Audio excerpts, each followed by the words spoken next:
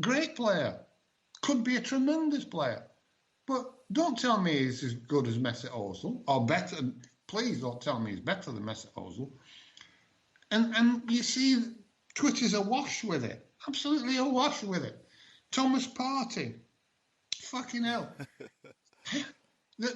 If he takes a shot on goal, that's the ball gone out the stadium. They have to find another ball to put at the side of the stadium on a little plinth for the next person to come and pick it up. Yeah. You know, he makes a wonderful... He'll receive the ball in a tight area, maybe on the edge of our box. Do a turn, protect the ball, move away with it and pass it. And it looks fabulous. It does look like a Rolls Royce. 5 minutes later, he'll do the same thing and get robbed of possession. And everybody forgets about that. Silence, yeah. Because at the moment, he's world class. People want to see him as this world class player. So they forget about the shit that he's just done and remember the beautiful turn that he did 5 minutes before. And the trouble is, 12 months down the line, he'll be doing exactly the same thing. But because he's not a shiny new toy anymore, because people aren't calling him world class anymore, they won't remember the good turn. They'll remember the shit turn that lost the ball. Right. And the exact same play will be looked at in the exact opposite way. Like Xhaka now. It doesn't matter what Xhaka does, he can be the best player consistently on our team for months on end. And there are people who will tell you he's shit. Because that's their perception. That's what they want to see. That's their opinion. The facts don't matter. The facts are irrelevant. They want to believe he's shit. And that's what you're fighting against. Time after time. With every player. Aubameyang now is exactly the same. Getting loads of stick. And I think he's a yard slower than he was. Right? And we said this. And I thought at the time, when we got his new contract, that he is so dependent on his pace that if he loses a yard, we'll end up paying top wages for a very average player because he has never, even at his best, been able to hold the ball, link the play, join in it, win the ball, tackle, all the things that he can't do, he's never been able to do. What he could do was terrify defenders because he could run past them and they couldn't catch him. It was about his pace. He frightened them to death. And when he did run past them, he normally had the composure to put it in the net. And if you lose that pace, first of all, he can't run away from the defenders to get a clean shot on goal. The round they're still staying with him. He's more hurried. He can't get into the wonderful positions because he's very clever at finding space, but he can no longer get to that space as quickly, so that space isn't there as long. That loss of pace has a massive effect on him because it takes away what he was world class at. George. And all the other stuff he could never do anyway. But now everybody's saying he's shit. Well, not everybody, but a lot of people are saying, oh, he's shit. And a lot of players are saying, oh, he'll be back. Well, here's the thing. He's not shit, and he won't be back. He's just not the player he was. That's that. Well, I don't want to load up on him and to pour more on him, but yesterday he was not very good. He had 0 shots. And we knew his passing was always not very good, and he had only a 63% passing accuracy, and he had only 38 touches. And I, for one, think that had a lot to do with the fact that we couldn't get him the ball. Because if somebody is losing his pace, you got to find a different way of getting him the ball or keeping him closer to the shoulder of the last defender. We weren't able to do that, and that accentuates his negatives. But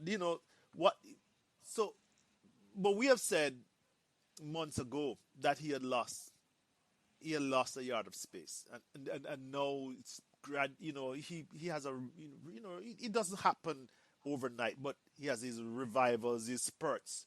But the spurts are coming, less and less frequent, and that is what is happening to him. And we're gonna have to live with it because he's on a 3-year contract, and this is the first year. Well, yeah, but this was inevitable, Shotta. At 31, Usain Bolt is retiring. He's retired. Yeah, no, I mean when he was 31. Yes. So it happens to every athlete that has pace. They lose it, and they lose it rapidly. And it's only a yard, but it's the yard that made them a top-class player. It's not the rest of the game. That yard is them. That yard is what separated them from the average player. Some of them. Other players like Mesut Ozil could play till he's 40 years old because although he is quite fast, he's not reliant on pace. What he has in his game won't go. Like Mikel Arteta, when he played, he was slow. Cesc Fabregas was slow. Cesc Fabregas is the slowest player I've ever seen. Yes. But what a player he was. Yeah, and brilliant, right? It was his game. And it was never going to leave. You wouldn't say he's lost a yard. Well, so what? He never had a yard in the first place. That's Right. not his game. It's going to be irrelevant. But if it had been his game, Jamie Vardy, you take his pace away. And he's How gone. good is he going to be? Right. Now, he's got to 33, 34, and he's still got his pace. But he only started playing for real when he was about 25. He's got some mileage in the tank. And he didn't even start the season. They weren't even playing him much at the start of the season, if you recall. But the Jamie Vardy, that's Leicester's problem. George, one of the things now that these extremists have going is that they're now saying, oh, Odegaard, and you just touched on it, is the player that Mesut Ozil wasn't. And I agree with you, George. And he is a wonderful player, and he was the key to our comeback. I see all kinds of data of people who are singing this Partey song. But Odegaard had like 93.4% passing accuracy. He had 95 touches, the second highest. He had 4 key passes out of 76 passes, 9 crosses. Two of them were accurate, George. And he had 3 shots, one of which was on target. So that tells you the influence. But George, let me ask you a question. Did he track back? Did he defend? Tell me how much tackles do you think Odegaard made? Well, let me answer it in 2 ways. The perception is that he did. Uh-huh. The reality is that he didn't. The reality is that he had 0 tackles, George, 0 interceptions, 0 clearances, 0 block shots. Okay. Nothing wrong with that, but we were told that was the failing of Mesut Ozil. We don't need Martin Odegaard playing like Thomas Partey.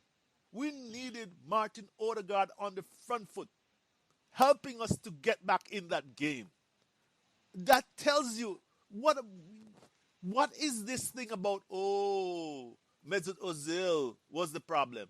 Did Mesut Ozil decide not to select himself for the first 15 games of the season? When we went all the way down to 14? Do you see the point I'm making, George?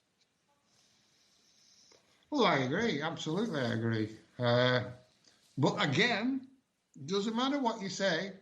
People won't have it. They won't have it. No, they'll tell you that Odegaard is better than Ozil. And it's absolute nonsense. But what can you do? Morons will be morons, and they insist on the right to be morons. Stupidity begets stupidity. That is what is killing us. As a partial. Certainly what kills me. George, I would, before we even move on to that key question that I asked earlier, because we're running up against time. We don't want this to be over 30 minutes anymore. Lacazette, he had a very, very good very, very fine game, George. He never relied on pace. He relied on his energy. I think, this is my opinion. It may be wrong. 4 shots, 3 on target. One of those goals, Sushek deflected. By the way, I saw you said own goal should have been man of the match. That header from the Pepe cross was imperial. And George, he had like 55 touches. Far more active in the opponent's box than, good old Auba, who is out and out striker. An amazing game, George. I'm not as amazing, but a very good game. And and he is one that doesn't get a lot of credit. No, not only does he not get a lot of credit, he's not going to get a contract either. He's in his last year of his contract coming up.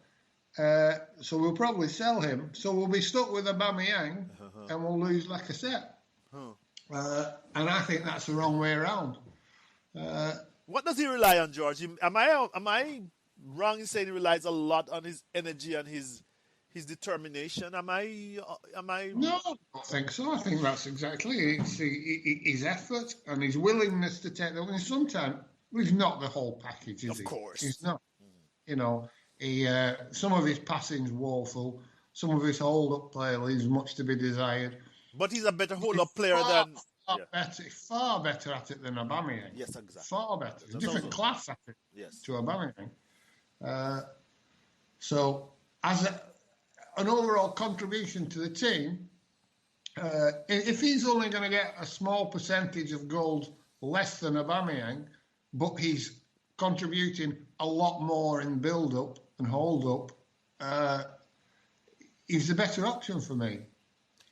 He's gonna get the For me, I wouldn't be playing Aubameyang. I really wouldn't. He'd be out of the team. He's gonna get the Giroud treatment, George. Our fan base is going to not appreciate his value. I'm not saying that it's the two that he's better than or equal to Giroud, but he's gonna get the Giroud treatment, and then afterwards we're gonna all miss him because that whole what we have you can't easily replace. Yeah, and you'll have people screaming for Martinelli, who is not a hold-up player, who relies on speed and effort, and endeavour. No, but I'm serious. I'm kind of cackling there, but that's not that's Martinelli. Martinelli is never going to be a silky striker, if you know what I mean. No, this is I said this on Twitter the other day, that to build a team, you have to have people playing in the position and in the way that suits them. If you've got Aubameyang, you want him playing on the shoulder and running into space. So you need the team to be set up to do that. If you're playing Mesut Ozil, you want him to be playing at number 10 with a free role. If you're playing Xhaka, you want him to be sitting deep, spraying the ball about. You've got to put the right players in the right spots. And it's not easy because when you get a squad, you've not necessarily got the players that you require to play the style that you want to play. You have to build that. And there's two ways of building it. You can either develop the players from within, or you can buy them. Well, buying them's out the question for us. And much as people think that Stan Kroenke should put his hand further into his pockets and pay 300-400 million to buy a team like Chelsea or Manchester City light. You look at Manchester City and Pep Guardiola will buy the exact player that suits the style of play that he wants to play.